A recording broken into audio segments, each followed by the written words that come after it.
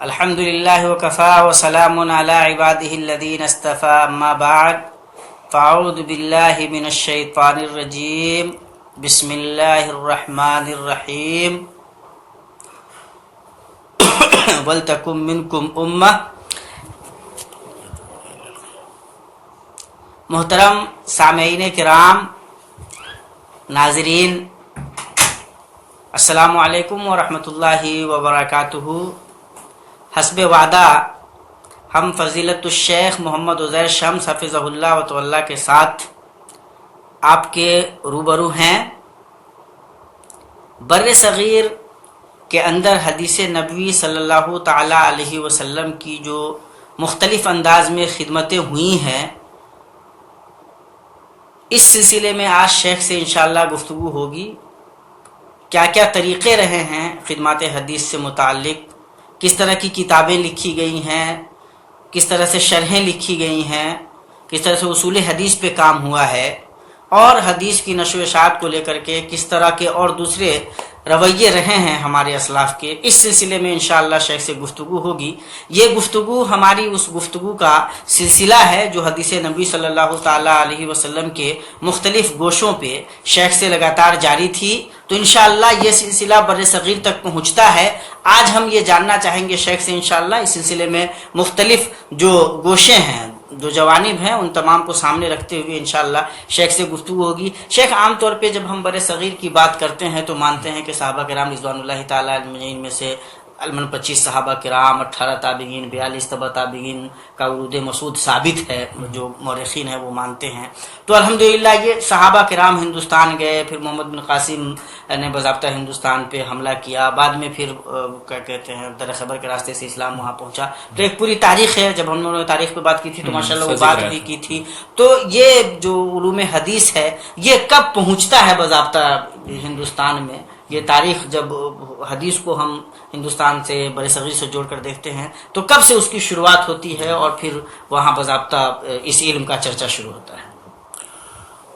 بہرحال شروعات کے سلسلے میں تو کہنا یہ ہے جیسا کہ آپ نے ذکر کیا کہ صحابہ کرام کا ورود ہوا ہے، تابعین تبع تابعین آئے ہیں، لیکن المیہ یہ ہوا ہندوستان میں کہ شروع کے یعنی 1-1.5 صدی کے بعد، دوسری صدی ہجری کے آخر سے قرامطہ بڑی تعداد میں آ گئے. قرامطہ جو ایک طرح سے جنگجو اور اہل سنت کے خلاف اور ایک متشدد گروپ تھا، تو وہ آ کر کے چھا گئے، اس لیے کہ عباسی حکومت نے، اموی حکومت نے جب ان کو یہاں سے عاصمہ اسلام دمشق اور اسی طرح سے بغداد سے بھگایا اور جزیرہ عرب سے جو بھگائے گئے تو وہ سب انہوں نے ادھر ادھر پناہ لی، تو اس میں سے بڑی تعداد وہاں سندھ میں چلی گئی.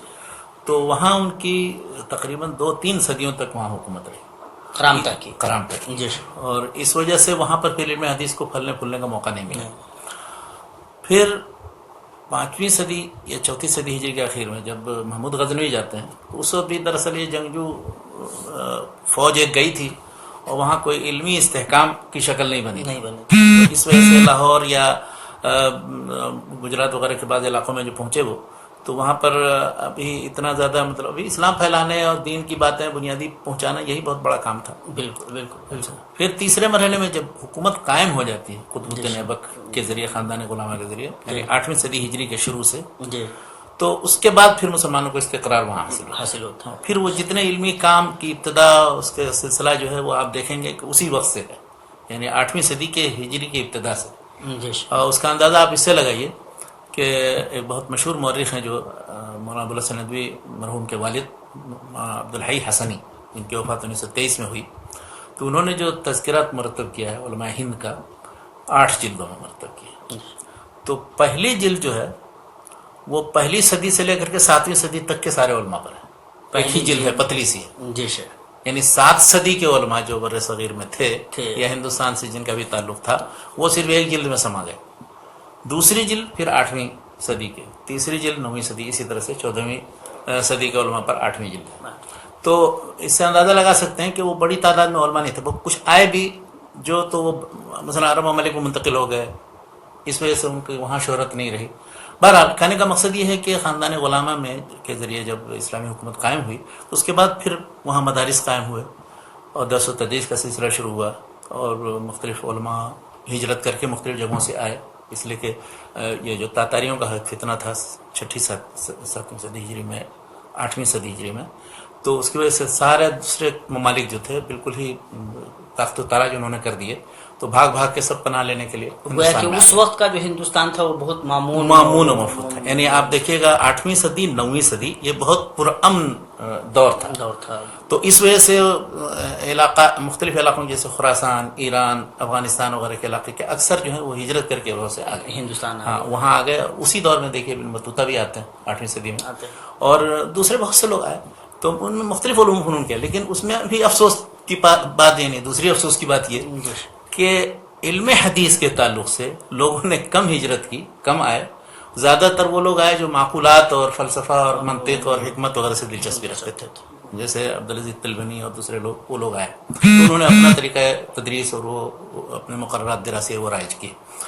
لیکن علم حدیث کے تعلق سے ایک مثال، ایک تاریخ بیان کی جاتی ہے کہ امام ابن تیمیہ کے ایک شاگرد وہ بھی آئے تھے.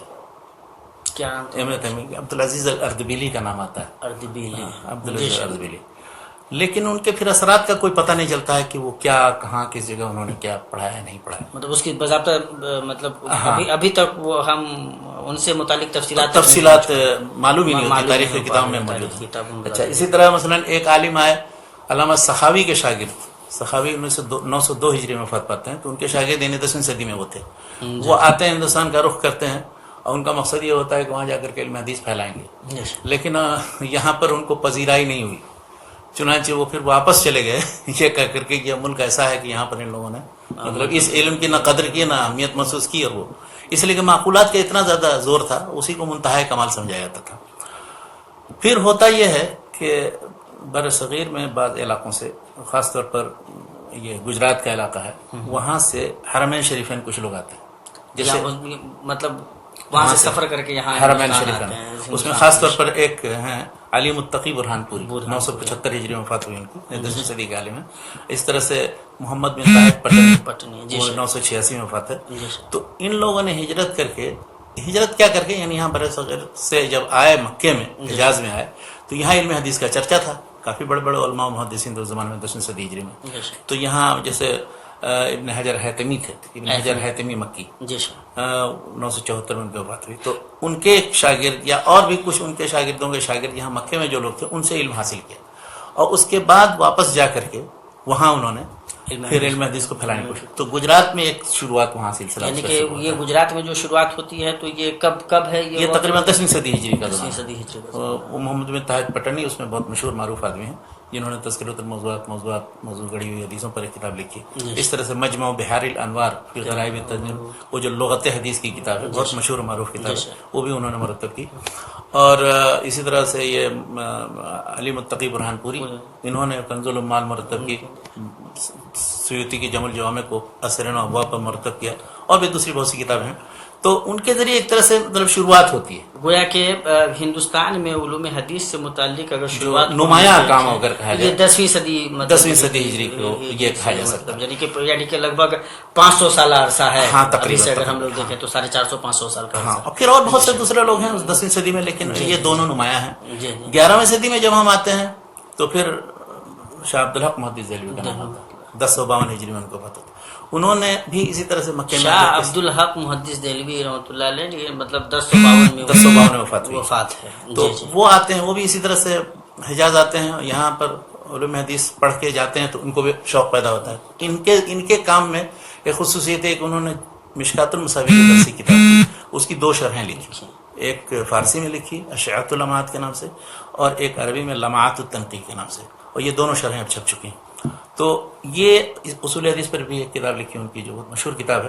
مشکات المصابیح کا جو ایڈیشن بر صغیر میں چھپتا ہے، اس کے شروع میں وہ مقدمہ فی اصول الحدیث ہے، تو وہ انہی کا ہے. اسی طرح سے جال پر اور دوسرے فنون پر شیخ عبدالحق محدث دہلوی کا. ہاں یہ تو ان کے ذریعے ایک طرح سے گویا حدیث پڑھنے پڑھانے کا سلسلہ پھیلتا ہے. چونکہ عام طور سے جب ہندوستان میں علوم حدیث یا حدیث کی بات آتی ہے تو سب سے پہلا نام ذہن میں ڈائریکٹ شیخ عبدالحق محدث دہلوی تقریباً. ہاں، اس لیے کہ تو کیا اس پہ ہم لوگ تھوڑی سی مفصل گفتگو کر سکتے ہیں؟ ان کا کیا طریقہ تھا، کس طرح سے انہوں نے؟ اس کی تفصیلات تو بہت زیادہ نہیں یاد ہیں، اور نہ ان کتابوں کی طرف میں نے ابھی مراجعہ کیا ہے، نہ دیکھا ہے کہ شاہ عبداللہ. لیکن ان پر 2 کتابیں جو چھپی ہیں، ایک پروفیسر خلیق نظامی کی حیات عبدالحق کے نام سے، اور دوسری ایک کتاب ہے احمد عروج قادری، جو جماعت اسلامی میں جو تھے، جماعت اسلامی جو انہوں نے عروج احمد قادری انہوں نے ایک کتاب شاہ عبدالحق کے حالات پہ لکھی ہے، تو اس میں ممکن ہے تفصیلات کچھ ہوں دستیاب، اور خود ان کی اپنی کتاب جو اخبار الاخیار کے نام سے ہے جس میں انہوں نے علماء ہند کے حالات لکھے ہیں، تو اس میں بھی اپنا درمیان میں ذکر کیا ہے، کچھ تذکرہ میں بھی مولانا آزاد نے ان کے بارے میں تذکرہ میں بھی لکھا ہے انہوں نے،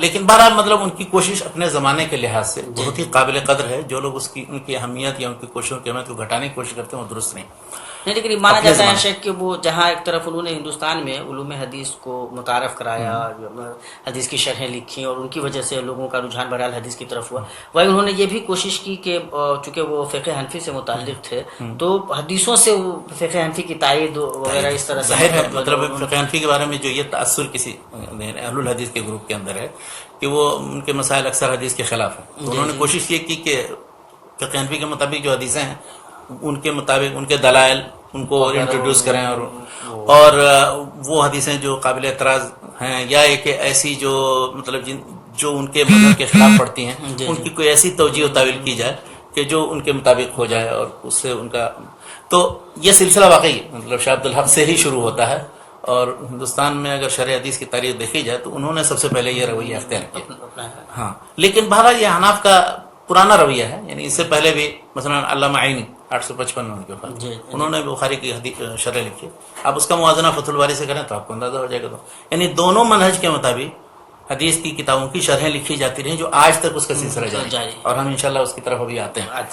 تو یہ اہل الحدیث و اہل الرائے کے مکتب فکر کے درمیان جو فرق ہے اس فرق کی ایک طرح سے واضح مثال ہے کہ جب شرع حدیث کے سلسلے میں آتے ہیں تو اس انداز میں ان کی شرح کی خصوصیات دوسری ہیں، ان کی شرح کی خصوصیات دوسری ہیں، تو وہ مطلب جو خصوصیات وہ رہی ہیں وہ علامہ عینی رحمۃ اللہ علیہ کے یہاں ہوتا ہے، شیخ عبدالحق محدث ان سے پہلے بھی ہیں، ان کے بعد بھی بہت وہ چیز پائی جاتی ہے۔ جی شیخ، تو یہ تو مطلب ہوا، لیکن جو سب سے زیادہ جس کے بعد پھر حدیث کی ترویج و ارشاد کا کام ہوا، پڑھنے پڑھانے کا، روایت حدیث کا، تالیف حدیث، رجال حدیث، نقد حدیث وغیرہ کے سلسلے میں گفتگو، اور بعض محدثین کے تعارف، کتب حدیث کے تعارف، تو وہ 12ویں صدی ہجری میں شاہ ولی اللہ محدث دہلوی کے وہ بھی حجاز میں آنے کے بعد، اچھا دیکھیے ان تینوں صورتوں میں آپ دیکھیے، اور بلکہ آج تک یہ منبع جو تھا اصلاح کا وہ دراصل حجاز تھا، یعنی مکہ و مدینہ، ہاں تو مکہ و مدینہ میں آ کر کے لوگ پڑھتے تھے حدیث، اس کے بعد پھر جاتے تھے اپنے ملک میں وہاں کچھ نیا کام کرنے اور اصلاح کرنے اور حدیث۔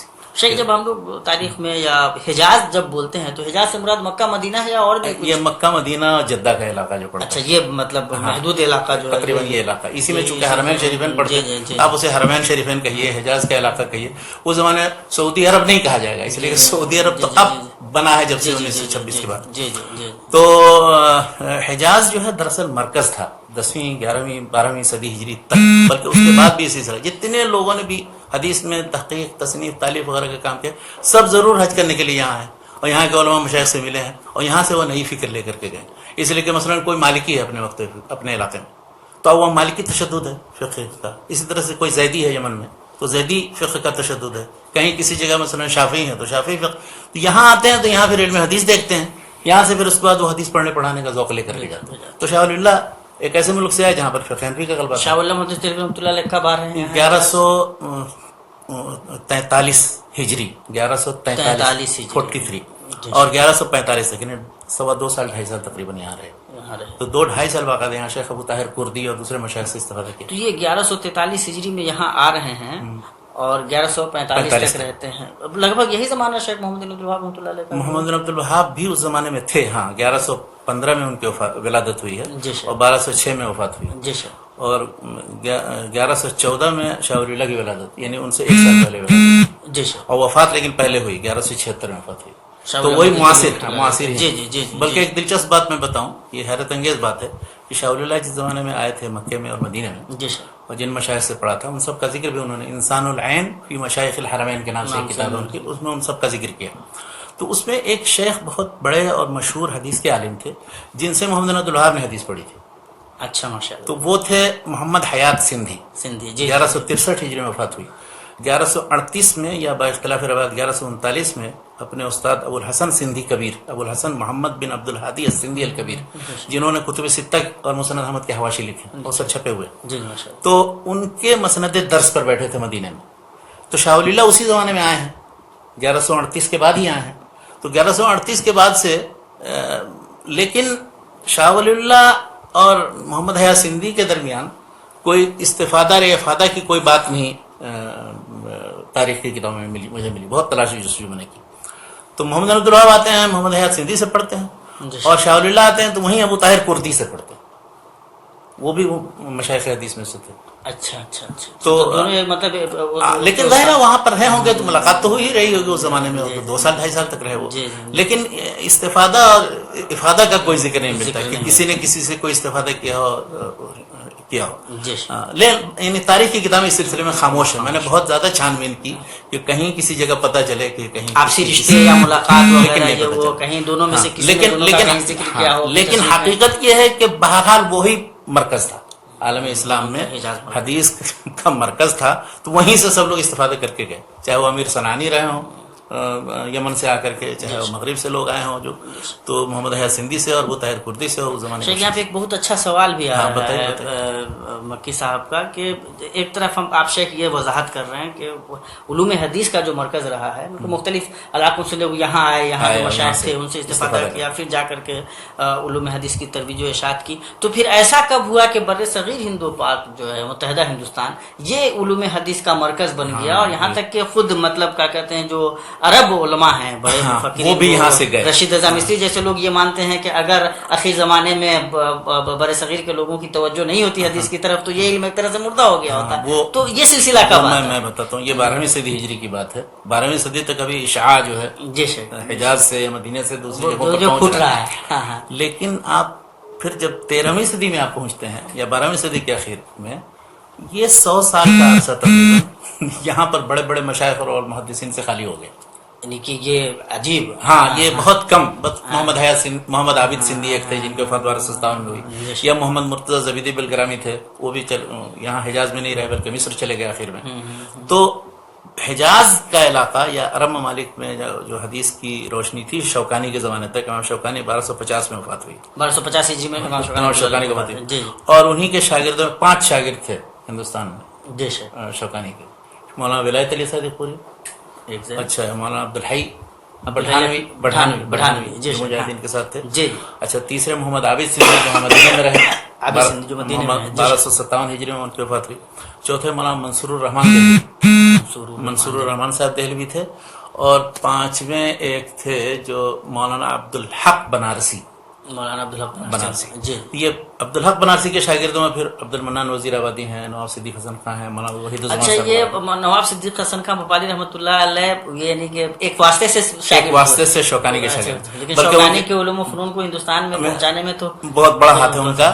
وہ ایک الگ سلسلہ. میں آتا ہوں، میرے کہنے کا مقصد یہ ہے کہ 12ویں صدی ہجری کے اخیر سے اور 13ویں صدی ہجری کے اخیر تک اگر آپ دیکھیں یعنی تقریباً 100 سال کا عرصہ، اس میں یہاں یعنی حجاز میں اتنے بڑے بڑے علماء مشائخ نہیں تھے جس طرح سے محمد حیات سندھی تھے، عبدالحسن سندھی کبیر تھے، یا ابو طاہر کردی مدنی تھے. یعنی وہ سلسلہ ختم ہو گیا. تو ہوا پھر اس کے بعد کیا، اب مثلا یمن میں شوکانی تھے، کچھ لوگ وہاں جا کر کے حدیث پڑھ کر کے گئے.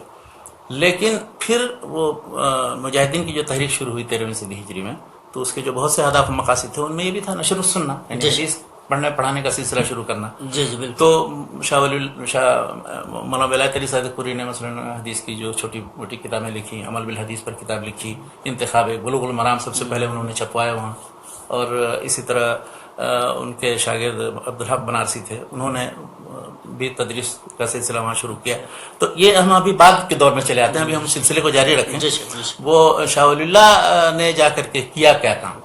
تو ایک پہلے نمبر پر تو یہ کہ حدیث کی درس و تدریس کا کام بڑے پیمانے پر شروع کیا. یعنی اس سے پہلے ہمیں نہیں ملتا ہے کہ کتب ستہ کے درس و تدریس کا سلسلہ جاری رہا. تو شاہ ولی اللہ نے اس کو رواج دی. اس سے پہلے وہ شاید تبرک وغیرہ کے لیے تبرک نہیں، مطلب مشکات تو پڑھانے کا سلسلہ انہوں نے شروع کیا. عبدالحق بنارسی تو پڑھتے تھے وہ. لیکن یہ ہے کہ کتب ستہ پڑھنے پڑھانے پھر روایت و اجازت کا جو سلسلہ چلا ہے یہ شاہ ولی اللہ کی کوششوں سے شاہ ولی اللہ محدث رحمۃ اللہ علیہ کو اس کا پورا کریڈٹ جاتا ہے. اب ان کا خاندان پھر اتنا مبارک خاندان ہے کہ ان کے بعد ان کے بیٹے شاہ عبدالعزیز کے بعد پھر ان کے داماد بھی تھے وہ شاہ محمد اسحاق دہلوی وہ رہے. تو وہ سلسلہ سارے جتنے ہمارے بر صغیر کے 13ویں صدی کے علماء ہیں وہ سب انہی کے فیض یافتہ کسی نہ کسی شکل میں وہ شاہ عبدالعزیز اور اس کے بعد پھر شاہ اسحاق ساری نہریں آ کر کے اسی سمندر میں مل جاتی ہیں. پھر شاہ اسحاق کے پھر بہت سے شاگرد ہوئے تو اس میں دو طرح کے علماء ہیں. علماء اہل حدیث ایک طرف ہیں مثلا سید نذیر حسین مدنی دہلوی ہیں اور دوسرے بہت سے علماء. دوسری طرف عبدالغنی مجددی شیخ عبدالغنی مجددی ہیں, احمد علی سہارنپوری ہیں, محمد قاسم نانوتوی وغیرہ یہ دیوبندی علماء میں. تو یہ سب انہی کے شاگرد. شاہ اللہ محدث دہلوی رحمۃ اللہ علیہ سے گویا کہ نکلتی جو شاخیں ہیں. ہاں شاہ عبدالعزیز سے پھر شاہ محمد اسحاق کا سلسلہ تو ایک ہوتا ہے, اس کے بعد وہ دو مطلب یعنی دو بڑے جماعتوں میں یا گروہوں میں تقسیم ہو جاتا ہے. تو ایک جن کو عبدالعزیز کہا جاتا ہے دوسرے حناف ہیں. تو ان سب نے گویا استفادہ وہی اسی شاہ ولی اللہ فکر سے استفادہ کیا. اور دوسرا ایک سلسلہ جو منبع آ کر کے چشمہ جو آتا ہے وہ امام شوکانی کا سلسلہ آتا ہے کہ امام شوکانی کے ایک شاگرد تو عبدالحق بنارسی تھے. عبدالحق بنارسی نے آ کر کے یہاں جو پڑھا ہے تو ان کے شاگردوں میں آپ دیکھیں گے 3-4 آدمی جو اس میں عبد المنان وزیر آبادی رحمۃ اللہ علیہ درس و تدریس سے اچھا, اسی طرح سے نواب صدیق حسن خان اور مولانا وحید الزما صاحب حیدرآبادی انہوں نے ان سے بھی استفادہ کیا. ایک طرح سے یمنی سلسلے سے ایک واسطہ یہ ہوا. لیکن دوسرا بہت مشہور واسطہ ہے وہ ہے ان کے ایک شاگرد خود ان کے بیٹے تھے شوکانی کے, احمد بن محمد بن علی شوکانی. اور محمد بن علی شوکانی اور احمد کے بہت مشہور 2 شاگرد تھے, ایک زین العابدین بن محسن اور ایک حسین بن محسن یمانی. تو ان دونوں کو نواب صدیق حسن خان نے بھوپال بلایا تھا اور وہ کافی عرصے تک رہے. زین العابدین محمد بن حسین یمانی یہ وہی ہیں جو ندوۃ العلماء میں بھی تھے. ہاں میں بتاتا ہوں آپ کو, وہ محمد ان کے لڑکے ہیں. تو حسین بن محسن یمانی جن کے وفات 1327 ہجری میں ہوئی, ان کے بھائی زین العابدین تو قاضی تھے, پھر وہیں ان کی وفات بہت پہلے ہو گئی. اس کے بعد حسین بن محسن مسند درس پر بیٹھے اور بہت سے لوگوں نے, اکثر لوگوں کو آپ دیکھیں گے کہ جنہوں نے بھی نذیر حسین مدنی دہلوی سے حدیث پڑھی انہوں نے حسین بن محسن سے بھی پڑھی. بہت سے حنفی علماء ہیں, اہل حدیث علماء ہیں, ان سب لوگوں نے دونوں سے حدیث پڑھی استفادہ. اور دونوں معاصر تھے. دلی میں میاں نذیر حسین مدنی دہلوی تھے اور وہاں بھوپال میں حسین بن محسن یمانی انصاری تھے. اور الحمدللہ ان کے ذریعے پھر ہوا یہ کہ ایک طرح سے رجحان پیدا ہو گیا ہے حدیث پڑھنے پڑھانے, اس کی روایت و سماعت و اجازت و قرات کا. یعنی آپ 14ویں صدی ہجری میں کسی عالم کا کے حالات دیکھیں نزهۃ الخواطر یا کسی کتاب میں, تو آپ دیکھیں گے یا تو حدیث میاں صاحب سے نذیر حسین یا حسین بن محسن سے پڑھا ہوگا یا ان کے شاگردوں میں سے کسی سے پڑھا ہوگا. انہیں کے واسطے سے ہم پہنچتے گویا کہ یہ 2 چشمے ہیں, یہ جو چشموں سے وہ پھر اس کے بعد شوکانی تک وہ سلسلہ چلا جاتا اور یہ ابو طاہر کردی مدنی سے ہوتے ہوئے چلے جاتے شاہ ولی اللہ کا جو سلسلہ. تو یہی سلسلہ ہے جو یہ سلسلے روایت اور اجازت کے لحاظ سے اگر ہم دیکھیں. اور شاہ ولی اللہ کا ایک بہت بڑا مطلب کارنامہ یہ ہے کہ انہوں نے یعنی بر صغیر میں فقہ حدیث یا حدیث کو سمجھنے اور اس کو محدثین کے طریقے پر سمجھنے کے سلسلے میں پیش رفت کی.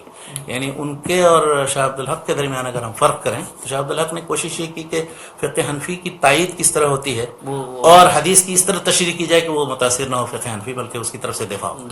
اس کے برعکس شاہ ولی اللہ کی کتابیں موجود ہیں. انہوں نے موطا کی 2 شرحیں, جیسے انہوں نے مشکات کی 2 شرحیں لکھی, موطا کی انہوں نے 2 شرحیں لکھی, ایک عربی میں مصوّع کے نام سے اور دوسری فارسی میں مصفہ کے نام سے. مصفہ بہت مفصل شرح ہے. تو اس میں انہوں نے سارے مسائل پر بڑی تفصیلی گفتگو کی ہے اور راجح قرار دیا ہے تقریباً 80% مسائل میں فقہ حنفی کے خلاف مسئلے کو راجح قرار دیا.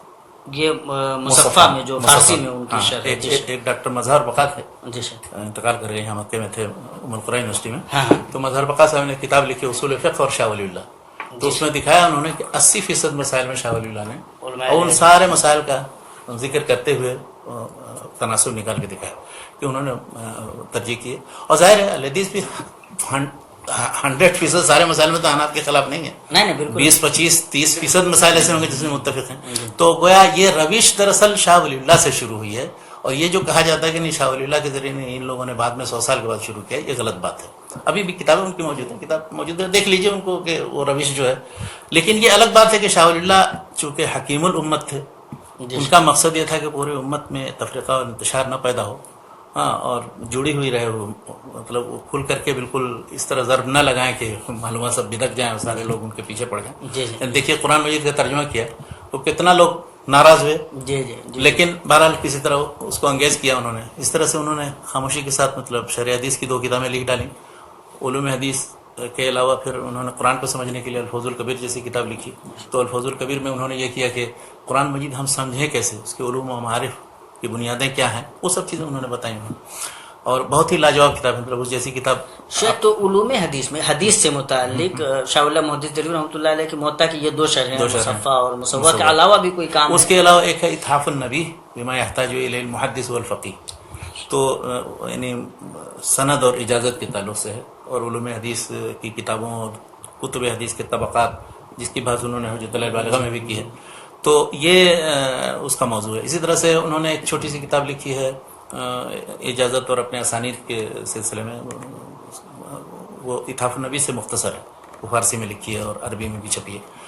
اور انہوں نے فقہ حدیث یا ایک طرح سے اسرار شریعت سے متعلق حجۃ البالغہ، اس کا بھی سمجھیے کہ 2 پارٹ ہے. تو دوسرا پارٹ جو ہے انہی احادیث کی حکیمانہ شرح ہے، یعنی اس انداز میں کہ ان تعلیمات کی کیا حکمتیں ہیں، اس انداز میں اس کی شرح ہے. تو اس کو بھی حدیث کے متعلق ہی آپ کر سکتے ہیں. اور ان کے بہت سے اور دوسرے کام ہیں جو انہوں نے حدیث کے تعلق سے کیے ہیں.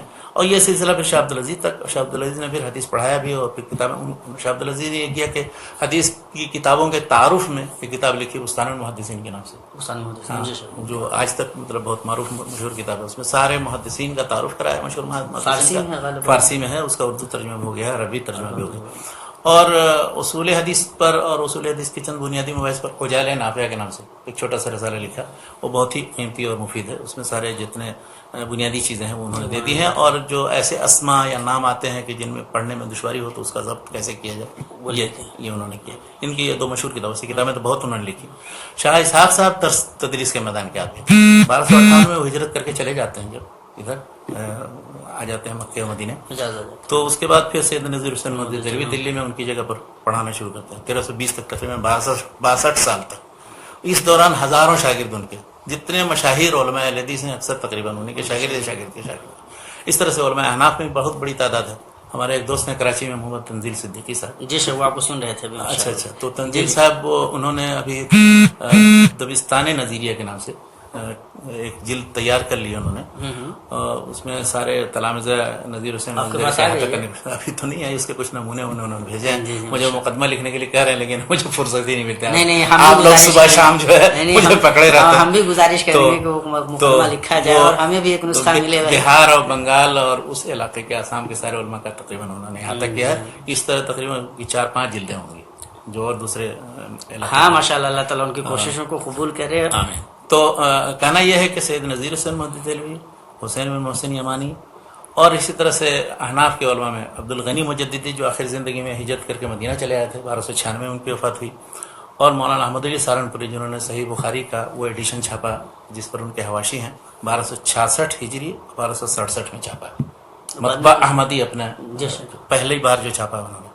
تو ہمارا کہنا یہ ہے کہ ان ساری خدمات کا تاریخی جائزہ لینا چاہیے اور ہر ایک کو ان کے اپنی جگہ پر رکھنا چاہیے اور ہر ایک کو اپنے اس کا حق دینا چاہیے. یہ احمد علی سہارنپوری صاحب کی جو وہ شرح ہے، وہ کس نام سے چھپ کر؟ وہ صحیح بخاری کا جو بھی نسخہ بر صغیر میں آپ دیکھتے ہیں اس پہ حاشی میں وہی انہی کی ہے شرح. اب تو بلکہ یہاں عرب ممالک میں چھپی ہے، پتہ نہیں کتنی 10-12-15 جلدوں میں چھپی ہے، شرح سہارنپوری، حاشیۃ سہارنپوری صحیح البخاری. تو یہ سلسلہ ہے. اس کے بعد پھر میاں نذیر حسین محدث دہلوی یا عبد الغنی مجددی کے شاگردوں کا سلسلہ آج تک جاری ہے، یہ 100 سال کے اندر. تو یہ تو ہوا روایت حدیث اور اسناد حدیث اور اس کے تعلق سے. اب حدیث کی اس کے جتنے بڑے بڑے مراکز ابھی دیکھ رہے ہیں، جتنے مثلا جامعہ سلفیہ ہے تو حدیثوں کا بڑا ادارہ ہے، یا پاکستان میں جو ادارے ہیں، یا اس طرح سے دارالعلوم دیوبند ہے، دیوبند کا سہارنپور میں، تو ان سارے مشائخ کا سلسلہ انہی سے ملتا ہے. اچھا، یہ ایک تو کام ہے ہی. اور اسانید کے سلسلے میں جن لوگوں کو زیادہ دلچسپی، عام طور پر ممالک کے لوگوں کو بہت زیادہ دلچسپی ہوتی ہے، دوڑ کے جاتے ہیں ہندوستان پاکستان میں، بڑے بڑے جو معمرین ہیں ان سے سند لیتے ہیں.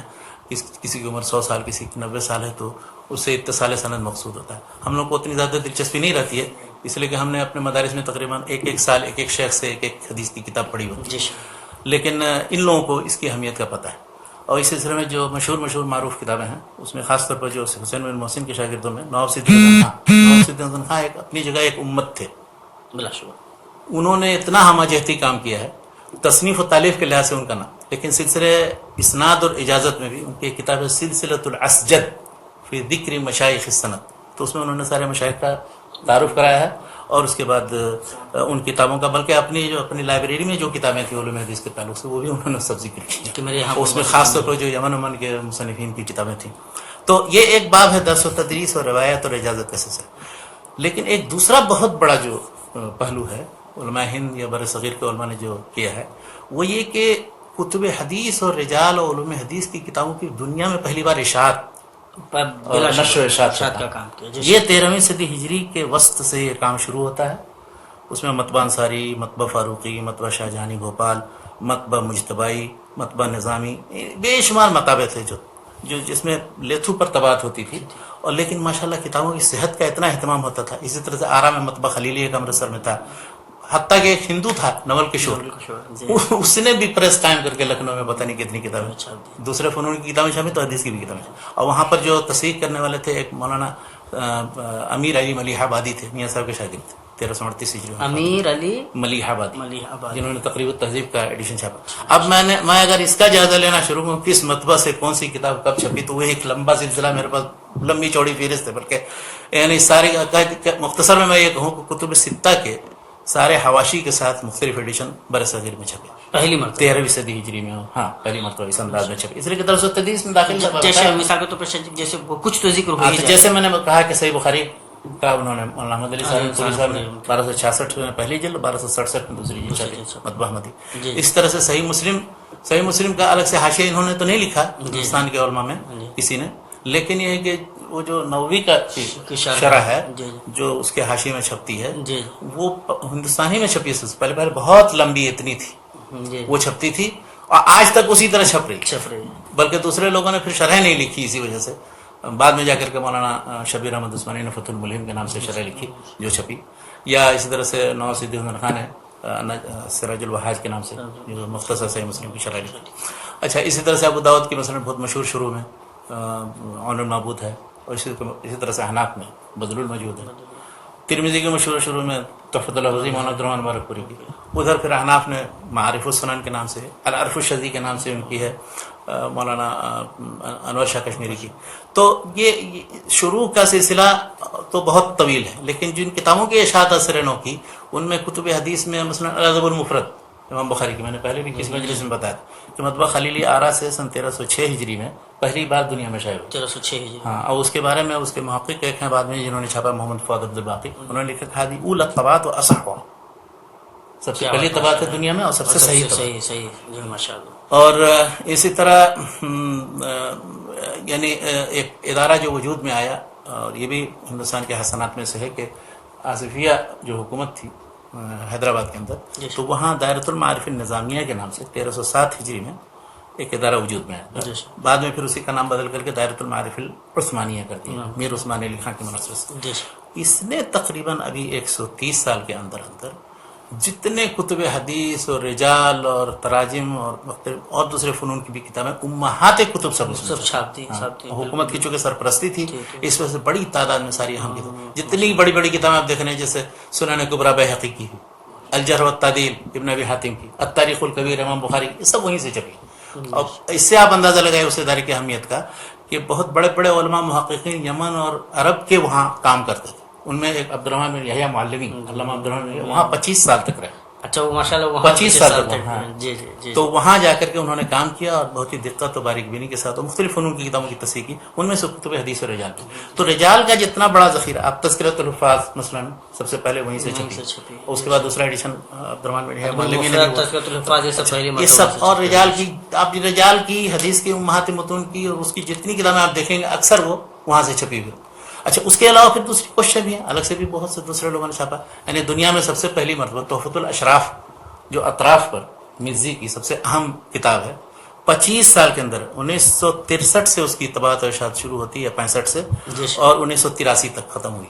25 سال میں انہوں نے ایک شیخ عبدالسمد شرف الدین تھے، انہوں نے اپنا پریس قائم کر کے مطبوعات القیم مبنی میں انہوں نے شائع کیا. اس طرح کے مطلب ایک کا شروع کیا جائے، ذکر کیا جائے تو لامتناہی سلسلہ، ایک سلسلہ مطلب کتب حدیث اور رجال کی اشاعت کا ارشاد کر رہا. ماشاء اللہ. اچھا، اب تیسرا ایک کام آپ یا تیسری توجہ یہ ہوئی کہ کتب حدیث کے تراجم شائع کیے، ترجمے. ہاں ترجمہ شائع جی کیے. سر.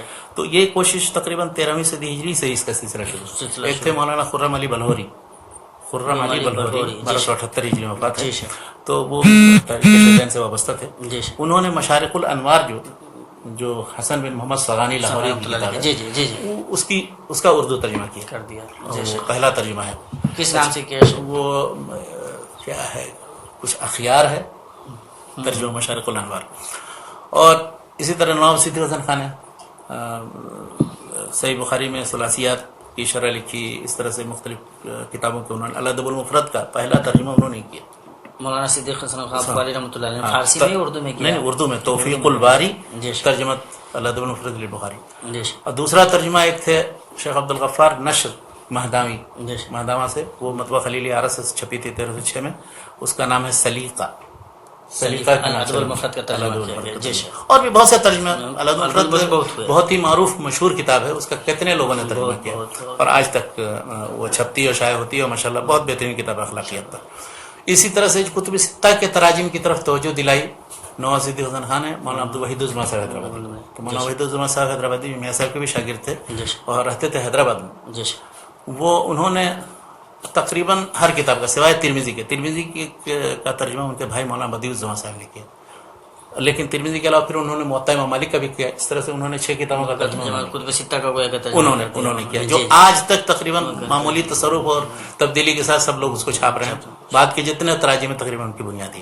اور اس طرح چھوٹی بڑی جتنی کتابیں ہیں تقریباً ان کے ترجمے چھپے ہیں. بلوغ المرام ہے، مشکات ہے، مشکات کے کئی ترجمے چھپے ہیں. بلکہ اس سلسلے میں ایک دلچسپ بات بتاؤں، اگرچہ مطلب یہ کہ ہندوستانی نے نہیں ترجمہ کیا، ایک انگریز ہے، اس کا نام ہے رابسن. تو رابسن نے مشکات المصابیح کا انگریزی ترجمہ کیا اور اتنا فصیح و نفیس ترجمہ ہے وہ کہ اس کے مقابلے جتنے انگریزی ترجمہ جو شخص زبان سے واقف ہوگا اس کو پتا ہوگا، یعنی کوئی ترجمہ نہیں. تو اس کی جو پہلی بار اشاعت ہوئی وہیں برصغیری میں ہوئی اشاعت. ابھی بھی آج تک شیخ محمد اشرف جو بہت مشہور پبلشنگ ہاؤس ہے لاہور میں، وہ اسے چھاپتا اور شائع کرتا ہے. اس ترجمے کو ہر شخص کو دیکھنا چاہیے اور اس کے بعد پھر جس کو بھی ترجمہ انگریزی میں کرنا ہو اس سے استفادہ کرنا چاہیے. اور رابسن کو بڑی ہمدردی تھی حدیث اور علوم حدیث. اس سلسلے میں جو ایک تشکیک کا رویہ تھا مستشرقین کے یہاں، تو ایک طرح سے اس کا رد عمل، اس نے ہر چیز کا جواب دیا. بلکہ رابسن نے یہ کیا کہ ایک ایک کتاب حدیث جو ہے اس کے ٹرانسمیشن سے متعلق، یعنی جو اس کا انتقال ہوا ہے سب بسلسلہ سند بعد میں 8ویں 9ویں 10ویں صدی ہجری تک، اس پر مقالات لکھے ہیں. بتا دیں کیا بات ہے. وہ ایک سجدین کی جو کتاب ہے تاریخ التراثر، اس میں سب بخاری، مسلم، ابو داؤد، ترمذی ہر ایک کے حوالے میں آپ دیکھیے اس مضمون کا حوالہ ملے گا. اکثر مضامین اسلامی کلچر حیدرآباد میں چھپے ہوئے ہیں اور دوسرے پرچوں میں چھپے. تو یہ ترجموں کا جو سلسلہ ہے اور الحمدللہ آج تک جاری. اب تو اتنی ہمت بعض لوگوں کو ہو گئی پاکستان میں ماشاءاللہ، پوری مسند احمد کا ترجمہ کر ڈالا، دارقطنی کا ترجمہ کر دیا، دارمی کا ترجمہ کر دیا، صحیح ابن خزیمہ کا ترجمہ کر دیا.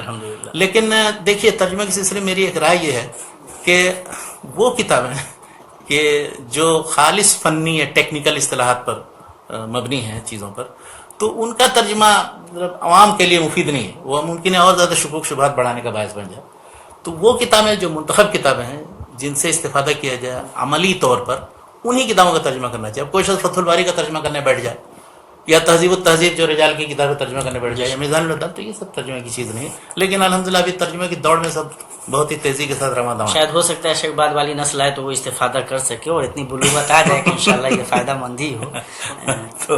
تو بہرحال یہ ترجمے ہوئے اور شروع حواشی سے متعلق میں نے مختصر اشارہ کیا تھا. ایک سوال بڑا اچھا پیارا سوال ہے کہ عون المعبود اور بذل المجہود دونوں ظاہر ہے کہ سنن ابی داؤد کی شرح ہیں، تو ان دونوں کی شرحوں کا کیا کوئی تقابلی مطلب جائزہ پیش کیا جا سکتا ہے؟ ہاں پیش کیا. ابھی میں تو پیش کرنے کے موقف میں نہیں ہوں، اس لیے اتنا وقت نہیں ہے. لیکن میں مختصراً دونوں کے بعض خصوصیات بیان کر دوں.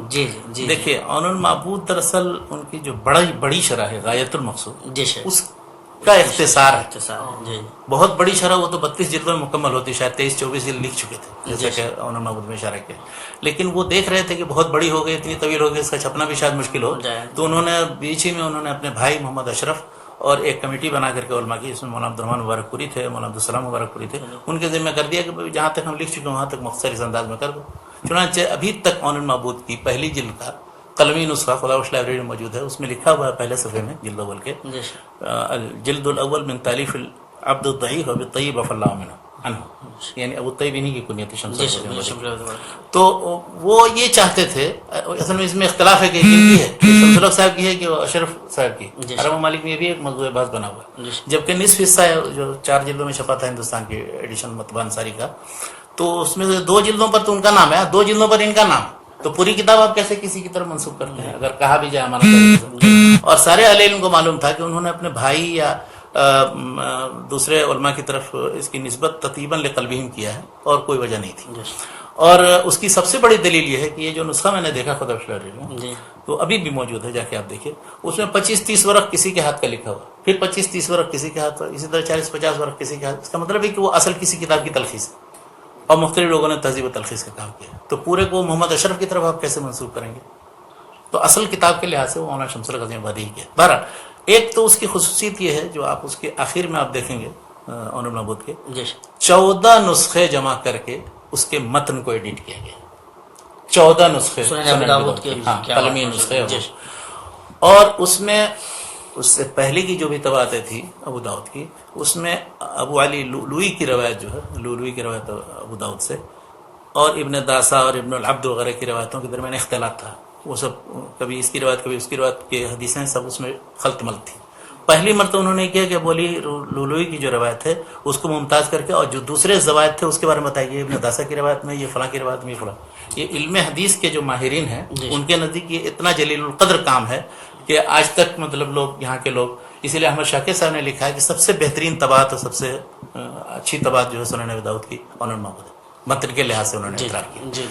تو دوسری بات یہ ہے کہ انہوں نے فقہ حدیث سے متعلق جو گفتگو کی ہے، سارے مسائل پر جو گفتگو کی بحث کی ہے، تو اہل الحدیث کا جو محدثین کا جو طریقہ انہوں نے اختیار کیا وہ واضح ہے، وہ طریقہ معروف ہے کہ ایک موضوع سے متعلق ساری حدیثیں ہیں، ان کی روشنی میں جو مسئلہ نکلتا ہے. تیسری چیز اس کے اندر یہ ہے کہ انہوں نے ایک طالب علم کے لیے یا ایک مدرس کے لیے جن چیزوں کی ضرورت ہے، چاہے غریب مشکل لفظ ہے، چاہے کسی شخص کے حالات ہیں، چاہے کچھ، اور جرح و تعدیل سے متعلق کہیں کوئی اختلاف ہے، ان سب کو حل کرنے کی کوشش کی. اور چوتھی خصوصیت بہت بنیادی یہ ہے کہ آپ ایسے مسائل کے سلسلے میں جس میں ان کے زمانے میں کچھ پیدا ہوئی تھی بات یا کوئی اختلاف شروع ہوا تھا، مثلا قادیانیت کی ابتدا ہوئی یا سر سید احمد خان کا رجحان جب شروع ہوا، ان سب پر انہوں نے نکیر کی ہے جگہ جگہ، اور ان حدیثوں کی روشنی میں انہوں نے ان پر رد کیا. یہ چیز میں نے محسوس کیا کہ اس کتاب کے اندر، مثلا کتاب المہدی آپ اسے اٹھا کر کے دیکھیے تو اس میں یہ چیزیں پائی. اچھا، اس کے مقابلے میں پھر مثلا بذل المجہود میں مولانا خلیل احمد سہارنپوری نے اپنے طور پر حدیث کی شرح کی ہے. اس مطلب ہے کہ فقہی مسائل کے سلسلے میں جو احناف کا طریقہ ہے ترجیح کا، وہ اختیار کیا انہوں نے، اور جگہ جگہ استفادہ بھی کیا ہے غایت المقصود سے. لیکن یہ ہے کہ کہیں کہیں تھوڑی مطلب ایسی عبارتیں بھی لکھ دی ہیں انہوں نے کہ جو مثلا شروع ہی میں انہوں نے بذل المجہود کی لکھا ہے، غایت المقصود کی بڑی تعریف کی ہے، اور اس کے بعد پھر لکھا ہے اسی میں ساتھ ساتھ میں، یہ ابھی بہت دنوں سے میرے ذہن میں پڑی ہوئی ہے، کوئی شخص مراجعہ کرے اس میں کہ یعنی بذل المجہود میں لکھا ہے غایت المقصود کے بارے میں اور مولانا شمس الحق صاحب کے بارے میں کہ الا ان فی بعض المواضع منه استخفه الشیطان. تو اب یہ لفظ بہت خراب ہے. آپ کسی سے فقہی اختلاف رکھیں وہ الگ چیز ہے، لیکن اب کہیں آپ کے منہج یا مسلک کے خلاف کوئی بات کہہ رہا ہے تو استخفہ الشیطان کا لفظ تو نہیں کہنا چاہیے تھا. اور یہ آپ اگر موازنہ کریں کہیں کسی کو، مولانا شمس الحق عظیم آبادی نے، مولانا عبدالرحمن مبارک پوری نے، مولانا عطا اللہ نے بھوجانی مرحوم نے تعلیقات السلفیہ میں، مولانا عبید اللہ رحمانی نے کہیں کسی بھی حنفی کے بارے میں اس طرح کے الفاظ نہیں لکھے کہ استخفہ الشیطان یا شیطان نے ان کو گمراہ کر دیا، ایسی بات نہیں. تو انہوں نے بذل المجہود میں شرح جو ہے جہاں تک انہوں نے استفادہ کیا ہے غایت المقصود سے بھی استفادہ کیا ہے اور دوسری کتابوں سے بھی استفادہ کیا ہے، اور شرح کی حد تک یعنی شرح حدیث کی حد تک اچھی کتاب ہے وہ، اور احناف بہت زیادہ اس سے استفادہ بھی کرتے ہیں. اور یہاں عرب ممالک میں تو طریقہ یہ ہے کہ چاہے ان کی شرح ہو یا ان کی شرح ہو، دونوں کو پڑھتے ہیں جو اس میں راجح ہوتا ہے، اور ایک طالب علم کا رویہ یہی ہونا چاہیے. تو یہ آپ نے چونکہ چھیڑ دی گفتگو، ورنہ عام طور پر میں اس طرح سے میں کوشش یہ کرتا ہوں کہ طلبہ کو خود کہوں، اہل علم کو خود کہوں کہ دونوں کتابیں پڑھو اور خود نتیجے تک پڑھو. عموماً یہ ہوتا ہے کہ اہل حدیث مدارس میں حنفی شروح کو پڑھنے کے لیے نہیں کہا جاتا ہے اور نہ ان کو ہوا نہیں لگنے دی جاتی، اور اسی طرح سے حناف کے یہاں اہل حدیث کے جو شروع ہیں ان کو پڑھنے کی طرف ان کو ممنوع. تو یہ غلط بات ہے. یہ ایک طالب علم ہے تو طالب علم کو دونوں کتابیں پڑھنی چاہیے, دونوں کتابوں کا خود تحقیقی جائزہ لینا چاہیے, دونوں کتابوں کی خوبیوں خامیوں کا جائزہ لینا چاہیے, اس کے بعد نتیجے تک پہنچنا چاہیے. پھر اس میں ایک علم میں وسعت بھی آتی ہے, ذہن میں بھی وسعت آتی ہے, اور چیزوں کو سمجھنے کا زیادہ بہتر موقع ملتا ہے. بعد کے دور میں خاص طور سے شیخ جو ایک طرح کا نیرو مائنڈیڈنس ہمارے یہاں پھیلتا چلا جا رہا ہے, ایک تنگ نظری آتی جا رہی ہے, اس میں کہیں نہ کہیں یہ جو رویہ بنا دیا گیا ہے اس طرح سے, مطلب جو ایک نفرت کی ایک دائرہ ہے, اس دائرے میں ہم محصور ہیں. تو یہ بہرحال اس طرح سے دائرہ بنا کر کے دیکھنا اچھا نہیں ہوگا. یہ کم سے کم علم کا نقصان ہے, بلکہ اور دوسری چیزوں کا فائدہ ہو رہا ہو. تو شاید تو ایک یہ تو ہوا کہ شروع اور تراجم ہوئے, اور کیا دیکھیے جب انکار حدیث کا فتنہ پھیلا تو ماشاءاللہ ان کا سب لوگوں نے ڈٹ کے مقابلہ کیا, اور ان کے رد میں تو بہت اچھی کتابیں لکھی ہیں. اس کا ذکر انکار حدیث سے متعلق اس میں آ گیا ہے. تو حدیث کے اس بات کے لیے یا منکرین حدیث کے شبہات کے رد میں ایک طرف جہاں مولانا اسماعیل سلفی صاحب نے یا مولانا عبدالرؤف جھنڈا نگری نے یا ڈاکٹر حمید اللہ نے یا اس طرح سے ڈاکٹر مصطفیٰ اعظمی وغیرہ کی کوششیں ہیں, اسی طرح سے مولانا حبیب الرحمن اعظمی نے, مثال کے طور پر مولانا مناظر حسن گیلانی کی کتاب تدوین حدیث, یہ ساری کتابیں تقریباً وہ ہیں. تو اس سلسلے میں کوئی اختلاف نہیں ہے. حجت حدیث کو ثابت کرنا دراصل, بلکہ اور کسی نے اگر کوئی اقلیت پسندی کی روش اختیار کی تو اس کی گرفت میں دونوں, یعنی اس کی ایک مثال میں نے آپ کو سیرت والے اس گفتگو میں دی تھی کہ جب شبلی علامانی جب کہ حنفی تھے تو ان کے اوپر ایک حنفی عالم ہی برکات عبدالرؤف نے اصح السیر کے مقدمے میں کہا کہ یہ جو روش انہوں نے عقلی طور پر حدیث کو جانچنے کی یا تاریخ و سیرت سے متعلق روایت کو جانچنے کی اختیار کی, وہ درست نہیں ہے. یہ درایت کا جو نقطہ ہے ان کے اوپر انہوں نے ہی سب سے پہلے تو حنفی عالم بھی بالکل ہی ایک دم عقل کے پیچھے پڑ کر کے ساری چیزوں کو رد نہیں کرتے ہیں, بلکہ وہ بھی محافظین میں سے ہیں, اور ان کو خامخواہ مطلب ہے کہ کسی کی طرف سے بھی بدنام نہیں کرنے کی کوشش کرنا چاہیے. جس کا جو مقام ہے, منزلہ ہے, وہ اس کو پیش بالکل بیان کرنا چاہیے. انصاف کا اسلام بھی سکھاتا ہے. اچھا, اور مثلا اس دور میں ابھی خاص طور پر ادھر جو 50 سال سے 40 سال سے جب سے مدینہ یونیورسٹی کے اندر یا ازہر میں یا پھر مکہ میں ام القرآن یونیورسٹی میں عرب ممالک کے اندر آ کر کے جو پڑھ کر کے علوم حدیث گئے ہیں, تو ایک بہت بڑا رجحان یہ ہوا ہے کہ کتب حدیث کی اثرین و تحقیق کا کام کیا, اور جو کتابیں بھی چھپی ہیں ہمارے یہاں ان میں تخریج حدیث کے نام پر یا تحقیق حدیث کے نام پر حواشی, تاکہ حدیث کی اہمیت اور حقیقت واضح ہو. اور اس سلسلے میں بہت سے علماء ہیں, ڈاکٹر وسیع اللہ صاحب ہیں, ڈاکٹر عبدالعلیم بستوی ہیں, ڈاکٹر محفوظ الرحمان صاحب ہیں, مستقل بعض کتابوں پر کام کیا ہے انہوں نے. اور اسی طرح سے جیسے جو علماء یہاں تھے اور گئے, ان میں سے چند کا نام کہ ڈاکٹر عبدالرحمان پریوائی وغیرہ ہیں. کچھ ایسے علماء ہیں جو خود وہیں تھے بر صغیر میں, انہوں نے کام کیا, جیسے مولانا عطا اللہ بھوجانی مرحوم تھے, یا مولانا عبدالجلیل سامرودی تھے, یہ ہمارے استاد مولانا رئیس ندوی, یا اس طرح سے پیر بدر الدین صاحب ایک پاکستان میں تھے, پاکستانی میں بھی ایک بڑے فاضل عالم ہیں مولانا ارشاد اللہ قصری. یہ سب علماء اہل حدیث میں. اس طرح سے علماء احناف میں بہت سے علماء ہیں, جیسے مولانا عبدالرشید نعمانی ہیں, مولانا محمد یوسف بن نوری ہیں, مولانا محمد تقی عثمانی ہیں. ابھی تک سلسلہ جو ہے ان کے اپنے طریقے کے مطابق تدریس حدیث اور تعلیم حدیث کا سلسلہ اور تخریج کا, اور ان کی کتابوں کے طباعت و اشاعت کا سلسلہ بھی اثر ہر ایک مکتب فکر کے اندر جاری ہے. بلکہ اس سلسلے میں اگر یہ کہا جائے کہ اہل حدیثوں نے زیادہ کوتاہی کی, انہوں نے اپنی کتابوں کو بڑے پیمانے پر چھاپا نہیں. ان کی عنوان معبود و تحفۃ الوزی تو ماشاءاللہ یہاں کے ناشرین سب چھاپ رہے ہیں, لیکن خود چھاپنے کی توفیق نہیں ہوتی.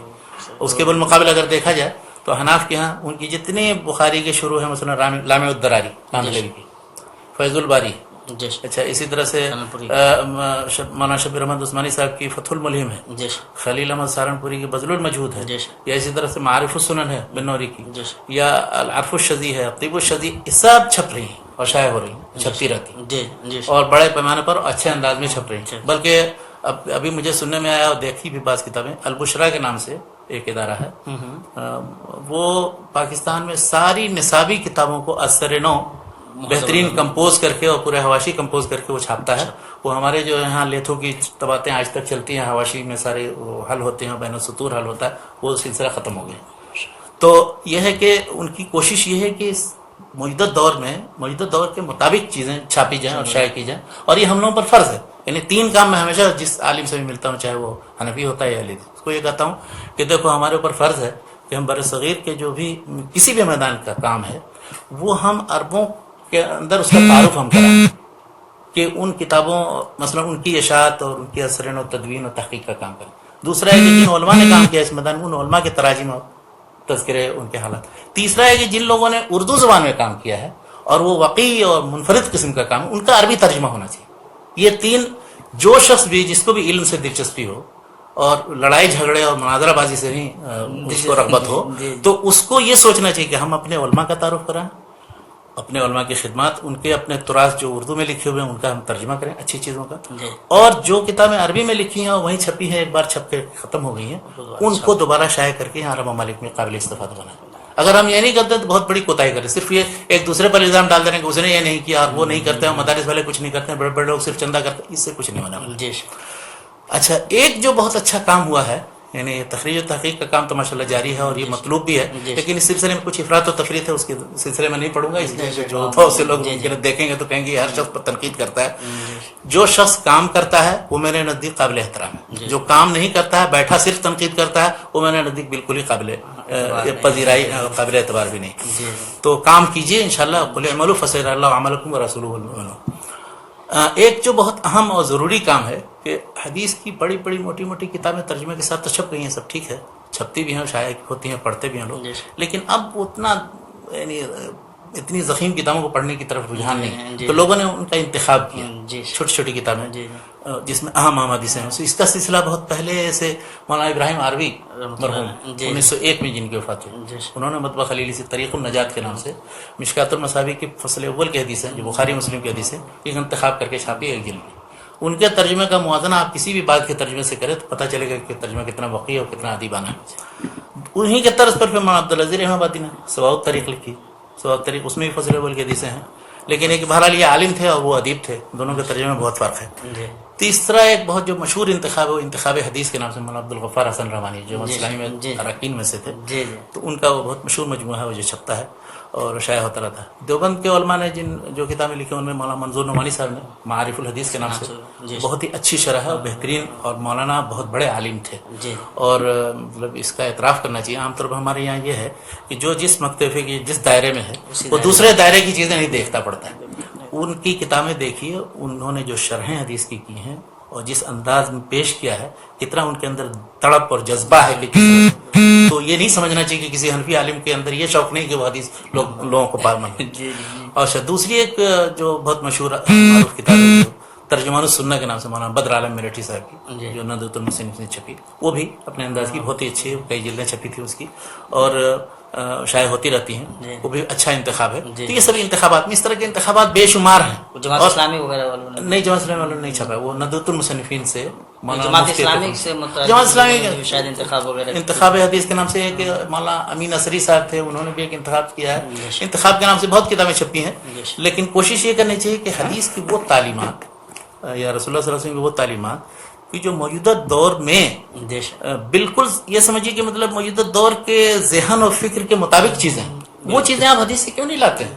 مثلا صفائی ستھرائی کا اہتمام، وقت کی پابندی اور اس کا اہتمام، یا اس طرح سے جانوروں پر رحم اور وہ بچوں سے متعلق جو خواتین سے متعلق تعلیمات ہیں، یہ سب پیش کیجیے نا. یہ سب انسانیت کی بنیادوں پر جو چیزیں ہیں وہ پیش کریں گے تب اندازہ ہوگا. لوگوں کو نفرت اس لیے ہوتی ہے کہ حدیث میں فلاں چیز آ گئی جو ہمیں عقل میں نہیں سمجھ میں آ رہی ہے، سائنس کے خلاف نظر آ رہی ہے. تو ایسی جو چیزیں، اس پر ایک کتاب کی طرف میں نشاندہی کروں گا جو عرب ممالک میں چھپی ہے، اور جس کو اللہ تعالیٰ توفیق دے وہ سبقت کر کے اس کا ترجمہ کرے.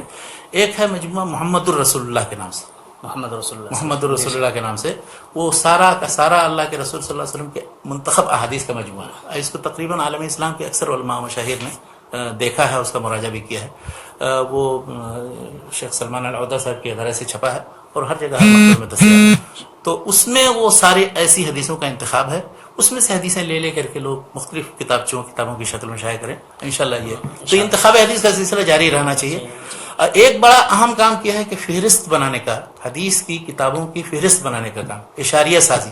اس سلسلے میں میری ملاقات 1977 میں ایک صاحب سے ہوئی تھی، ایک اقبال عمری تھے جو نیشنل میوزیم جو دلی میں ہے اس میں وہ کام کرتے تھے، ابھی بھی ان کے لڑکے وہاں کام کرتے ہیں. انہوں نے صحیح بخاری کا ایک اشاریہ تیار کیا، لیکن آج تک افسوس کہ وہ چھپا نہیں، مجھے دکھایا بھی تھا انہوں نے. اچھا، اس سے پہلے انہوں نے ایک مولانا عبدالعزیز صاحب گوجرانوالا کے تھے، انہوں نے نبراس الساری لاطراف البخاری کے نام سے بخاری کے اطراف اور اس کی فہرست بنائی تھی.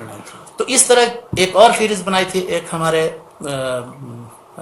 جامعہ اسلامیہ جو بنارس میں ہے، اس میں ایک عالم تھے، استاد تھے، اسیر ادروی وہ لکھتے تھے، نظام الدین اسیر ادروی. انہوں نے بخاری کے رجال کی فہرست بنائی گی، کون کون سے کہاں کہاں کس کس کتاب اور باب میں آئے، لیکن افسوس کہ ان کی فہرست بھی نہیں چھپ سکی. یہ سب جو میری دیکھی ہوئی فہرستیں ہیں. تو ان اشاریوں کی بہت ضرورت ہے، اور اس سلسلے میں جو کام ہوا ہے اس کا تعارف ہونا چاہیے. اور ایک پوائنٹ کی طرف اور اشارہ کہ علم حدیث کی تاریخ اور محدثین کے تعارف سے متعلق بہت کتابیں لکھی گئیں. ان میں ذکر آیا تھا بستان المحدثین کا شاہ عبدالعزیز کے، اس طرح سے کی کتاب اتحاف النبلاء المتقین باحیاء مآثر الفقہاء المحدثین، تو اس میں انہوں نے فارسی میں ساری ان کتابوں کا اور محدثین کا تعارف کرایا ہے. اور دوسری ایک کتاب لکھی الحتہ فی ذکر الصحاح الستہ، اور یہ سلسلہ جاری رہا. پھر دارالمصنفین کے اندر جو کتاب نکلی تذکرۃ المحدثین کے نام سے 3 جلدوں میں مولانا ضیاء الدین اصلاحی صاحب کی، وہ بہترین کتاب ہے سارے محدثین کے تعارف میں. ایک کتاب ہے مولانا تقی الدین ندوی صاحب کی، محدثین اعظم ان کے علمی کارنامے، اور اس طرح سلسلہ جاری ہے الحمدللہ. اور ان موضوعات پر تو یہ سارے پہلو تقریباً جو حدیث کے خدمت کے تعلق سے ہیں وہ برصغیر میں ہوئے ہیں، لیکن ابھی بھی ضرورت ہے بہت سی چیزوں پر کام کرنے کی. اور اس سلسلے میں سب سے پہلا کام یہ ہے کہ ہم تعصب چھوڑ دیں، اور دوسری چیز ضروری یہ ہے کہ تحقیق جہاں تک پہنچ چکی ہے بر صغیر سے باہر، یعنی عرب ممالک میں، اس لیے کہ ادھر تقریباً 50 سال 60 سال سے عرب ممالک میں بعض بڑے محققین اور محدثین کے تحقیقات کے نتیجے میں، جیسے علامہ احمد شاکر، اس کے بعد پھر شیخ محمد ناصر الدین البانی، اور اسی طرح سے شیخ محمد شعیب ارناؤت، عبد القادر ارناؤت وغیرہ، ان لوگوں کے ذریعے. اور پھر اس وقت ابھی موجودہ دور میں ابھی ایک بہت بڑے جو رجال کے عالم ہیں وہ بشار احمد معروف، تو ان کی کوششوں سے ایک طرح سے علوم حدیث کے سلسلے میں ایک طرح سے نشت ثانیہ اس کی کہیے، یا بالکل ایک طرح سے نئی انداز میں تحقیقات کا سلسلہ، سارا پرانا ذخیرہ وہ چھپ کر کے آ گیا. اور ان کی تنقیح و تحقیق کا کام، رجال پر کام، طرح طرح کے موازنات و مقارنات، تو ان سے استفادہ کرنا ضروری ہے. ہم لوگ بہت سے تقریباً مدارس میں یا ان کتابوں میں ہم دیکھتے ہیں اس ذخیرے سے استفادہ بھی نہیں کیا گیا. تو علم حدیث ہو یا کوئی دوسرا علم، کہیں کسی جگہ ایک جگہ متمرکز نہیں ہوتا. وہ علم جو شخص جہاں سے حاصل کرے گا، پھر اس میں جو جتنا حصہ لے گا وہ اس حساب سے بڑھ جائے گا آگے. تو اس وقت عرب ممالک میں جتنا تحقیقی کام ہو رہا ہے ان سے استفادہ ضروری ہے، چاہے وہ اردن کے اندر ہو، سعودی عرب کے اندر ہو، مصر کے اندر ہو، شام میں ہو. ان سے استفادہ کرتے ہوئے اور مزید جو ہم اپنی جو تاریخی روایت ہے ہماری خدمت حدیث کی اس کو جاری رکھنا چاہیے. اور اس سلسلے میں کوئی اہل حدیث حنفی کی تفریق نہیں کرنی چاہیے. جو بھی کام ہوا ہے اس کام کو دیکھ کر ایویلویٹ کرنا چاہیے کہ ہم اس کی خود کی کام کی اپنی قیمت ہوتی ہے، اور جب انسان اس میں پڑھتا ہے تو سمجھ میں آتا ہے کہ ہاں کون کام کس درجے کا ہے. بلکہ جب بھی موطا امام مالک رحمۃ اللہ علیہ کا نام آتا ہے تو ساتھ ہی ساتھ موطا کی جو شرح ان کی ہے، کیا نام ہے، جو سب سے اچھی شرح مانی جاتی ہے، تمہید اور الاستذکار ابن عبد البر. تو ظاہر ہے کہ مطلب یہ تفریق اس طرح سے نہیں ہونی چاہیے جس طرح سے عام طور پہ ہمارے یہاں. اور اس کا نقصان یہ ہے کہ بہرحال ہمارا جو خود کا علمی دائرہ ہے وہ کمزور پڑ جاتا ہے، وہ سمٹتا ہے.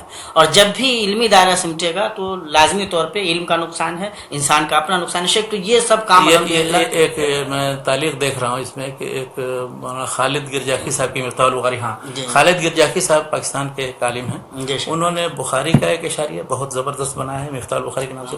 اسی طرح مسند امام احمد بن حنبل پر ایک عرصہ گزار کر کے انہوں نے اس کی ترتیب بھی الگ قائم کی ہے اور اس کی فہرست بھی بنائی. تو یہ دونوں بھی واقعی بے نظیر اور بھی بہت سے علماء ہیں، میں نے صرف چند نمونے دیے تھے. بالکل وقت کو بھی دیکھنا پڑتا ہے، اور ظاہر ہے کہ وہ جو شیخ تو یہ جو کام ہوا ہے ان کاموں کے تعارف پہ، ان کاموں کی تاریخ پہ، محدثین کا، علماء کا ہمارے ہندوستان میں جو حدیثوں وغیرہ کی احیاء کو لے کر کے، شرح کو لے کر کے، اور یہ سارے ان پوائنٹس پہ جو کام ہوا ان کاموں کا کوئی تعارف میں بتا دوں. اس سلسلے میں جو چند کام میں نے دیکھے ہیں خود، اور اس میں سب سے پہلے ڈاکٹر محمد اسحاق صاحب نے ایک کتاب لکھی، ان کا مطلب یہ کہ بر صغیر میں علم حدیث سے متعلق جو کنٹریبیوشن ہے اس کا انٹروڈکشن کیا ہے اس کا نام، بہرحال یعنی علم حدیث سے متعلق بر صغیر میں جو کردار رہا ہے اس کی ترقی و ترویج سے متعلق جو ان کی کوشش رہی ہے، اس پر انگریزی میں کتاب، اس کا اردو میں ترجمہ ہو چکا ہے. علوم حدیث میں بر صغیر کا حصہ اس طرح سے لاہور میں.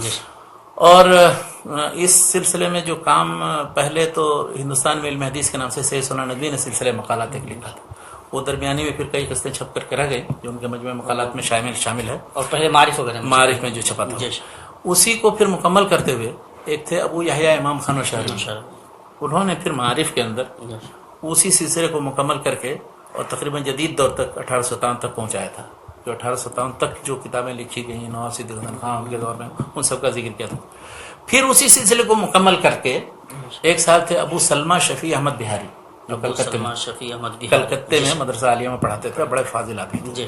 تو انہوں نے برہان کے اندر، یہ تقریباً 1965-60 کی بات ہے، تو اس میں ہندوستان میں علوم حدیث کی تصانیف یا تصنیفات کے نام سے وہ انہوں نے بھی 3-4 قسطیں لکھی تھیں، اور اس طرح سے ان مقالات کو اگر جمع کیا جائے تو جو پچھلی کوششیں ہیں ان کا پتہ چل سکتا ہے۔ اور ادھر بعد میں پھر بعض لوگوں نے جو کتابیں لکھی ہیں، مثلا ہمارے دوست ڈاکٹر عبدالرحمن پروایی صاحب، جہود علمیۃ مخلصہ فی خدمت السنت النبوی، تو یہ کتاب بنارس میں چھپی، 2 بار چھپی، دوسرے ایڈیشن میں پورے اس میں حدیث کے مدرسے، حناف کے مدرسے اور پھر جو اتنے بڑے بڑے عالم ہیں ان سب کی خدمت حدیث کا تفسیری ذکر ہے۔ دوسرے ایک ہیں جو جامعہ ملیہ میں اسلامیات کے شعبے میں استاد ہیں، وہ خالد حامدی صاحب، تو خالد حامدی صاحب کا ان کا PhD کا مقالہ ہے برصغیر ہندوستان میں جو کام ہوا ہے، تو انہوں نے ان سب کا پھر ذکر کیا ہے، ان کا جائزہ، لیکن ان کی کتاب چھپی ہے، نمونہ تھوڑا سا شائع کیا تھا انہوں نے مجھے دکھایا تھا۔ تو یہ اپنے رسالے میں اپنے طور پر ایک کتابچہ عربی میں چھوٹا سا چھاپا تھا، اس کا ملخص یا موجز، تو وہ انہوں نے دیا تھا۔ اس میں انہوں نے سارے معاصرین تک جتنے لوگوں نے جو کام کیا ہے وہ ان سب کا جائزہ تھا۔ تو اس طرح سے ابھی کوششیں منتشر ہیں، کوئی مکمل وہ نہیں۔ اردو میں جو کچھ اس سلسلے میں ہے علوم حدیث سے متعلق، تو ان کی بھی کوئی مکمل فہرست کسی نے نہیں بنائی۔ ایک کتاب مولانا ارشاد اللہ قصری صاحب کی ہے، علماء اہل حدیث کی خدمات حدیث کے نام سے۔ اسی طرح سے عبدالرشید عراقی ایک ہیں، انہوں نے بھی اسی نام سے کتاب لکھی۔ تو علماء حدیث کی، اہل حدیث کی جتنی خدمات ہیں ان کا ذکر کیا، لیکن علماء احناف کی کوئی خدمات کا کوئی جامع تذکرہ میں نے نہیں دیکھا۔ میں چاہتا ہوں کہ کوئی عالم اٹھے اور ان کی خدمات کا جائزہ لے، اور مکمل ایسا ہو کہ بر صغیر کا پورا احاطہ ہو، اور جو کام جس طرح سے ہوا ہو۔ اور اردو میں جو کتابیں حدیث کے تعلق سے چھپی ہیں، تو ایک بہت پہلے 1960 میں قاموس الکتب کے نام سے اردو انجمن ترقی اردو کراچی نے چھاپی تھی، جس میں اردو کی ہر فن کی کتابیں تھیں۔ تو اسلامیات پر پہلی جلد تھی وہ، تو اس میں علم حدیث اور متعلقات حدیث پر جن کتابوں کا ذکر ہے، اگرچہ اس میں معلومات بہت غلط ہیں، لیکن بہرحال جو کچھ بھی ہے وہ بہت کچھ ہے، اس سے یہ پتہ چلتا ہے کہ اب تک کیا ہوا۔ اور ایک شخص نے، اور کسی نے کراچی یونیورسٹی کے اندر ایک مقالہ پیش کیا تھا، اردو میں مطالعات حدیث، یعنی حدیث میں جو کام ہوا اردو میں مطالعات، ہاں، تو ان کا مقالہ چھپ کر کے وہ بھی چھپا، مطبوعہ شکل میں تو نہیں ہے، لیکن میں نے اس کی فوٹو کاپی دیکھی تھی، تنزیل صاحب نے کسی نے بھجوایا تھا کراچی سے۔ تو یعنی ابھی صحیح انداز میں، اچھا مشکل یہ ہے کہ ان موضوعات پہ جب لکھتے ہیں تو وہاں مسلکی عصبیت اور تعصب غالب آ جاتا ہے، ہر دو طرف تو لکھنا چاہیے پورا تجرد کے ساتھ، وصف ہونا چاہیے، اور حقیقت بیان کرنی چاہیے ساری چیزوں کی۔ ایک کتاب کا دوسری کتاب سے تعلق کیا ہے وہ بیان کرنا چاہیے، تاکہ اہل علم کو یا دوسرے لوگوں کو سمجھ میں آئے، وہ ہم کسی زبان میں ہم ترجمہ کر سکیں اس کو، یا اس کو پیش کر سکیں۔ اب وہ جو اپنے حلقے میں بس پڑھتے ہیں اس کو خوش رہتے ہیں، اور وہ یہ رویہ نہیں ہونا چاہیے۔ جزاکم اللہ خیرہ شیخ۔ تو ہم لوگ ہندوستان کہہ رہے ہیں، بر صغیر ہندو پاک میں جو علوم حدیث سے متعلق جو خدمات رہی ہیں، جو کچھ کام ہوا ہے، اس سلسلے میں شیخ سے گفتگو کر رہے تھے۔ ماشاءاللہ کافی ایک کارآمد اور بہت ہی معلوماتی گفتگو، بہت سارے وہ گوشے جو ظاہر ہے ہمارے لیے بھی مجہول تھے، وہ گوشے الحمدللہ روشن ہوئے۔ ہمیں پورا یقین ہے کہ ہمارے جو احباب استفادہ کر رہے ہیں انہیں انشاءاللہ بہت فائدہ ہوگا، اور ہم اسی لیے بار بار آپ سے گزارش کرتے ہیں کہ مطلب اس گفتگو کو عام گفتگو نہ سمجھیں، یہ کوئی عام کیا کہتے ہیں نصیحت نہیں ہے، یہ علم ہے، اور علم میں بھی گہرائی ہے۔ تو ظاہر ہے کہ اس سے استفادہ کرنے کے لیے آپ کے لیے ضروری ہوگا کہ اس طرح کے ویڈیوز کو بار بار سنیں، آپ انہیں محفوظ کر لیں۔ انشاءاللہ یہ جو پورا سلسلہ رہا ہے ہمارا شیخ کے ساتھ، انشاءاللہ آئندہ بھی یہ جاری رہے گا، اور جو احباب یہ سمجھ رہے ہیں کہ یہ یہیں تک محدود رہے گا، تو انشاءاللہ ایسی بات نہیں ہے۔ ہم آپ سے وعدہ کرتے ہیں کہ انشاءاللہ ہم یہ خود بھی محفوظ کر رہے ہیں، اور انشاءاللہ ہم پھر اسے یوٹیوب پہ ڈالیں گے تاکہ آپ آسانی سے زیادہ بہتر طریقے سے انشاءاللہ استفادہ کر سکیں گے۔ لیکن جب تک آپ جس طرح استفادہ انشاءاللہ کر سکتے ہیں وہ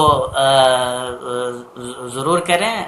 تنزیل شاہ صاحب لکھ رہے ہیں کہ ادارہ تحقیقات اسلامی نے برصغیر میں مطالعہ حدیث کے عنوان سے سیمینار کرایا تھا۔ ہاں ماشاءاللہ، اسی طرح مجھے وہ مطالعہ حدیث کے نام سے علی گڑھ میں بھی کوئی ایک سیمینار ہوا تھا، تو وہ بہت پہلے ہوا تھا، تو ماشاءاللہ انہوں نے اس کو جمع کر دیا، سارے کتب حدیث اور جتنے اناف والا حدیث کی ہیں ان سب کا جمع ماشاءاللہ بہت سلیقے سے، تو اس سے بھی استفادہ کیا جا سکتا ہے۔ تو یہ ساری گفتگو ہماری شیخ کے ساتھ چل رہی تھی، حدیث اور علوم حدیث سے متعلق برصغیر کا کیا کنٹریبیوشن رہا ہے، کیا حصے داری رہی ہے ہمارے اسلاف کی، اور بہت ہی کارگر گفتگو. ہم شیخ کے بڑے شکر گزار ہیں. اللہ تبارک تعالیٰ سے دعا کرتے ہیں کہ اللہ تبارک تعالیٰ شیخ کی عمر میں برکت دے. ہم پھر آپ کو یاد دلانا چاہتے ہیں کہ انشاءاللہ ہمارا سلسلہ ابھی شیخ کے ساتھ جاری رہے گا. آئندہ دوسرے موضوعات پہ ہم شیخ سے بات کریں گے, چونکہ شیخ بھی کافی مشغول مصروف آدمی ہے اور ظاہر ہے کہ ہمیں بھی بہت سوچ سمجھ کر شیخ سے ٹائم دینا پڑتا ہے. انشاءاللہ پھر محفوظ رہیں گی یہ ویڈیوز, اور ہم انشاءاللہ یوٹیوب کا آپ کو لنک بھی دیں گے. انشاءاللہ ہم ضرور اپلوڈ کریں گے. ساتھ ہی ساتھ یہ بار بار پوچھ رہے ہیں ہمارے اخوان کے اگلا پروگرام کب ہے. ایک مہینے کے بعد ہوگا. شیخ ابھی ہندوستان کے سفر پہ جانے والے ہیں, تو شیخ اگر آ جائیں انڈیا سے واپس آ جائیں اور دیکھیں تو پھر انشاءاللہ ہم شیخ کو زحمت دیتے ہیں. ضرور استفادہ انشاءاللہ کریں گے. آپ تمام سے دعاؤں کی درخواست ہے, شیخ کے لیے دعا کریں کہ اللہ تعالیٰ شیخ کی عمر میں برکت دے, صحت میں برکت دے, اور اسی طرح ہمیں استفادہ کرنے کا اللہ تعالیٰ موقع فراہم کرتا رہے. شیخ کی ذات الحمدللہ آپ میں بہت خاص طور سے اس خاص تناظر میں, علوم و فنون کے تناظر میں اگر دیکھیں گے تو بڑی غنیمت شخصیت ہے. ہماری تو نگاہیں کھلی کی کھلی رہ جاتی ہیں, اور اللہ تبارک تعالیٰ سے ہم بہت دعا کرتے ہیں کہ اللہ تبارک تعالیٰ شیخ کا ہمارے اوپر جو یہ سایہ ہے یہ دراز رکھے, ہمیں زیادہ سے زیادہ استفادہ کرنے کا موقع ملے. تو یہ جو سلسلہ ہے انشاءاللہ وہ ابھی جاری رہے گا. شیخ ہندوستان کے سفر پہ جا رہے ہیں, تو آ جائیں تو پھر انشاءاللہ ہم دوسرے جو موضوعات ہیں, اور ظاہر ہے کہ اسی طرح کے موضوعات ہوں گے جن کا تعلق علم سے ہے, فن سے ہے, اور جس سے ہمارے صاحبان ذوق انشاءاللہ بہتر استفادہ کر سکیں گے. انہی چند باتوں پہ آج کی گفتگو کو ہم ختم کرتے ہیں. اور جزاکم اللہ خیرہ و بارک اللہ فیکم. اپنا خیال رکھیں, استفادہ کریں, اور اس استفادے کو جہاں تک بڑھا سکتے ہوں وہاں تک ضرور بڑھانے کا جتن کریں, کوشش کریں, اور اس کو اپنے نیک اعمال کا حصہ بنانے کی انشاءاللہ کوشش کریں. اللہ تبارک و تعالیٰ آپ کے لیے بھی صدقہ جاریہ بنائے. والسلام علیکم ورحمۃ اللہ وبرکاتہ.